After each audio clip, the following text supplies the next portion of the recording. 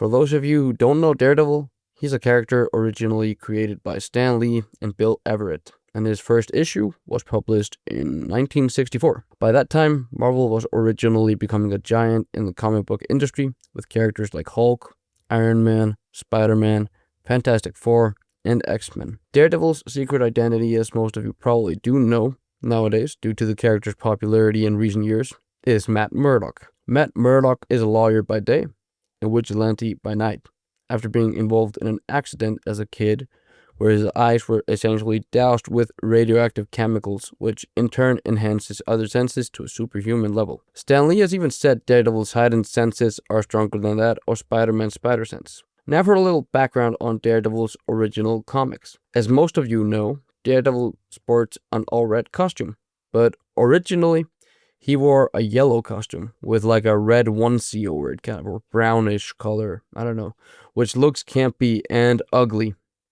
Hell, I'd even compare it to mustard, but the live-action translation of said suit was even worse in She-Hulk. Anyway, going by the suit, the original Daredevil comics up until Frank Miller's takeover were pretty much campy, just like most Silver Age comics were. They all had that unique Silver Age quality and blend, and that specific writing. Although Marvel did reinvent the wheel by giving us characters with depth, although the same cannot be said about some of the villains. Stiltman, Leapfrog, Gladiator, the Owl, and the list goes on. There was also the campy thing where they played around with nobody knowing his secret identity, even though it was played out as fairly obvious. I think for Silver Age comics, the only one who had the keeping their secret identity written right was Spider-Man. So anyway, fuck you, Spider-Man, and the boat you rode on.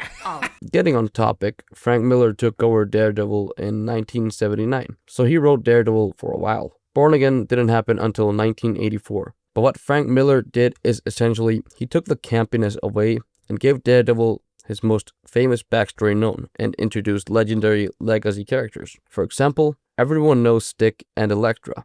Yep, they came from Frank Miller. Kingpin being a Daredevil villain, that's also Frank Miller. Took him away from Spider-Man. Fuck you, Spider-Man! So essentially, Matt Murdock being bombarded by radioactive chemicals was only the start. Now the origin became this. He got trained in martial arts and in honing his senses by Stick.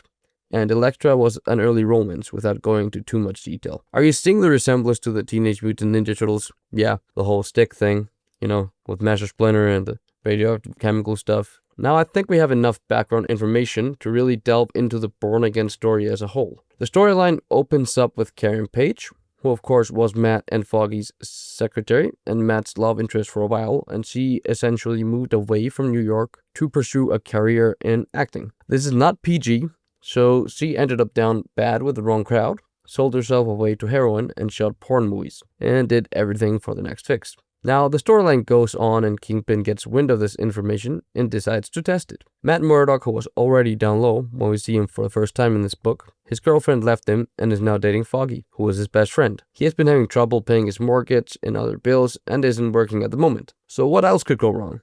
Well, Kingpin manipulates everything and controls almost everything in New York with an iron fist. And so he gets the IRS involved, so Matt is essentially stuck with $10, and he also gets sued by a cop that he thought was his friend. Of course, also manipulated by Kingpin, who says he'll pay for his son's surgery in return. Needless to say, Matt loses his right to work as a lawyer, so he can't legally work either. Now, after a long and weary day, trying to find out just what the hell is going on, Matt returns to his home, just for his entire apartment complex to get blown to bits, but with his suit remaining intact, which tells him it's the Kingpin. So in the next issue we see is down on his luck, just barely getting by, in a cheap hotel that doesn't even have proper heating. Kingpin takes pride in this.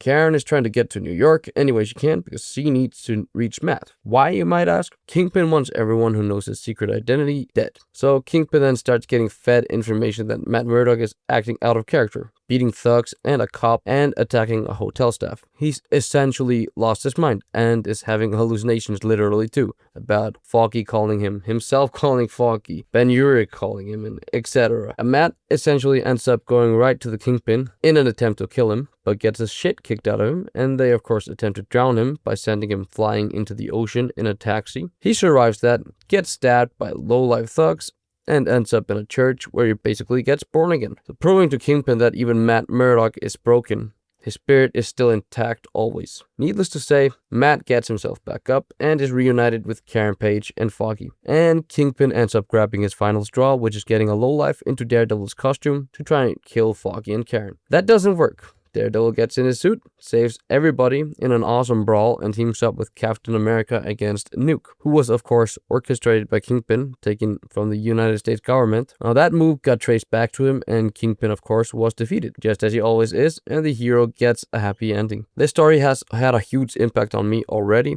in terms of its themes of never giving up and always getting back up no matter the obstacle, which is a really human and true theme that is covered in the story. I like how honestly the story portrays addiction and how difficult it can be as well, without being PG about it.